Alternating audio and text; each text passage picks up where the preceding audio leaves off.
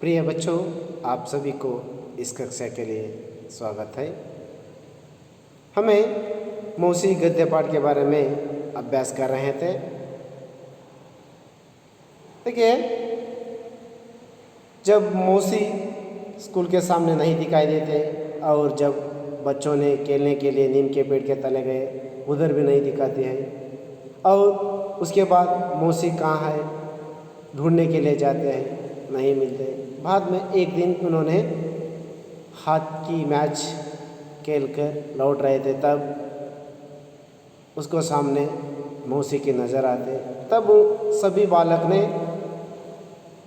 उनको देखकर सब उसको घेर कर प्रश्न पूछने लगते। उसके बाद में देखिए क्या होता है। तू इतने दिन कहाँ थी मौसी, यहाँ क्यों बैठी हो?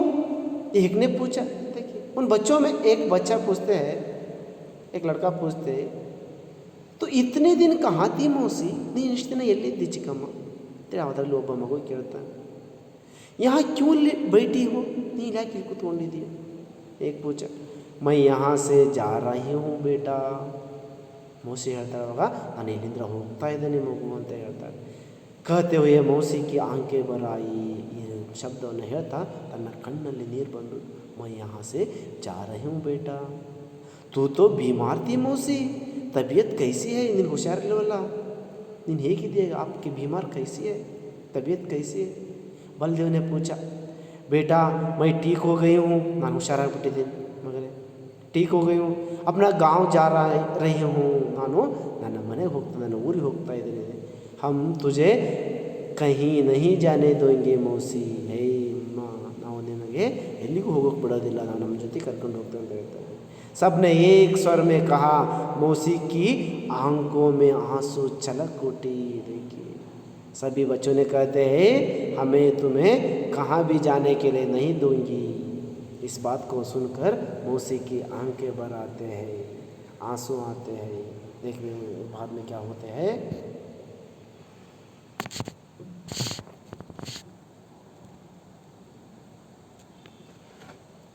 दुकान के सामने एक खाट बिछी थी. 2-3 लड़के भागकर खाट उठा ले आए. देखिए, एक दुकान के सामने एक खाट बिछी थी. ಒಂದು ಅಂಗಡಿ ಎದುರುಗಡೆ ಒಂದು खाट ಇತ್ತು. ಒಂದು 2-3 ಮಕ್ಕಳು ಹೋಗಿ ಆ खाटने ಎತ್ಕೊಂಡು ಬಂದ್ಬಿಟ್ಟು खाट उठा ले आए. उस पर मौसी को जबरदस्ती से बैठा दिया. ಅದರ ಮೇಲೆ ಮೌಸಿಯನ್ನು ಎತ್ತಿ ಕೂರಿಸಿದ್ರು. उस पर मौसी को जबरदस्ती से बैठा दिया. काट को सीधी नीम के पेड़ के नीचे ले आया. हंगे सीधा काटने एत्ಕೊಂಡು ಆ ಒಂದು ಬೇವಿನ ಮರದ ಕೆಳಗಡೆ तगड़ ಬಂದ. कन्हैया भागकर अपने घर से धरी और तकिया लाया. देखिए, उस बच्चे में एक लड़का, कन्हैया नाम का लड़का, अपनी घर जाकर एक तकिया लाते हैं. उषा ने ताली में 2 रोटियां लाई. देखिए, ಒಂದು ತಟ್ಟೆಯಲ್ಲಿ ಒಂದು 2 रोटियां ಹಾಕೊಂಡು ಬಂದು उपचार ಮಾಡ್ತಾ ಇದ್ದಾರೆ मौसी. रोटियां लाई.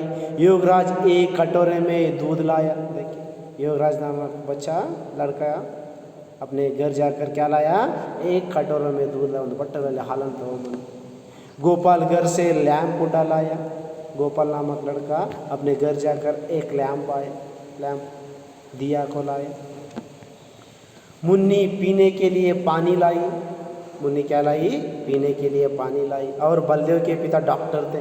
बलदेवನ ತಂದೆ डॉक्टर ಆಗಿದ್ರು.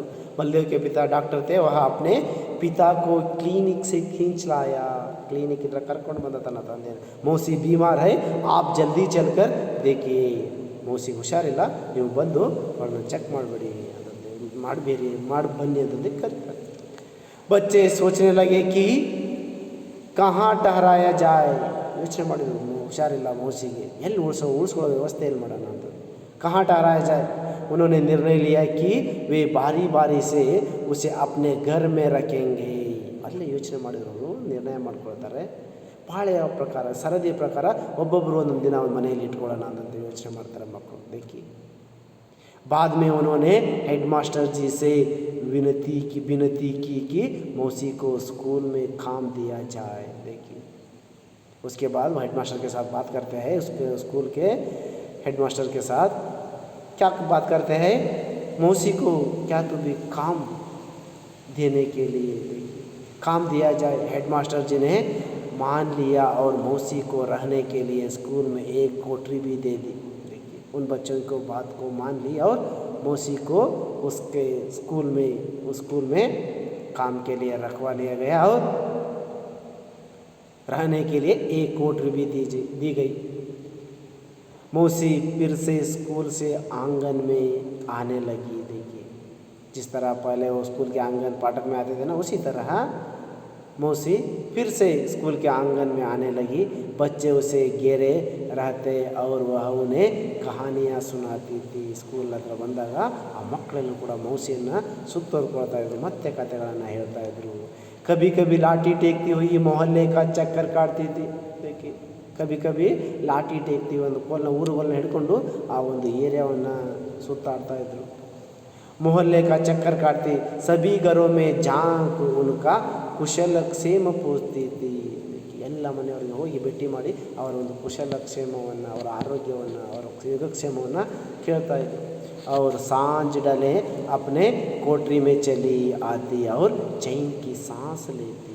ಹಾಗೆ ಸಂಜೆ ಆಗೋಷ್ಟೊತ್ತಿಗೆ ತನ್ನ ಒಂದು ರೂಮಿಗೆ ಬಂದು ಜೊತೆಗೆ ಮಲಗ್ತಾ ಇದ್ರು ಮತ್ತು ಒಂದು ನೀಟಾದ ಯಾವುದೇ ಚಿಂತೆ ಇಲ್ಲದ ಉಸಿರನ್ನು ತಗೊಂಡು ಮಲಗ್ತಾ ಇದ್ರು ಅಂತ। इस तरह बच्चों के प्रेम व स्नेह भाव से मौसी के जीवन में खुशी के दिन लौट आए। देखिए इसी तरह ಈ ರೀತಿಯಾಗಿ ಆ ಒಂದು ಮಕ್ಕಳ ಜೊತೆಗಿರುವ ಒಂದು ಪ್ರೀತಿಯ ಮನೋಭಾವನೆ, ಸ್ನೇಹದ ಮನೋಭಾವನೆ ಮತ್ತು ಮೌಸಿಯ ಒಂದು ಖುಷಿ ಜೀವನಗಳು ಮತ್ತೆ वापस आದಂಗಾಯಿತು। यह इस गद्य पाठ का भावार्थ है। ओके, सभी को मालूम हुआ ना? ओके, इस पाठ के संबंधित क्वेश्चन आंसर आप लिख सकते हैं ना? ओके, सभी को धन्यवाद।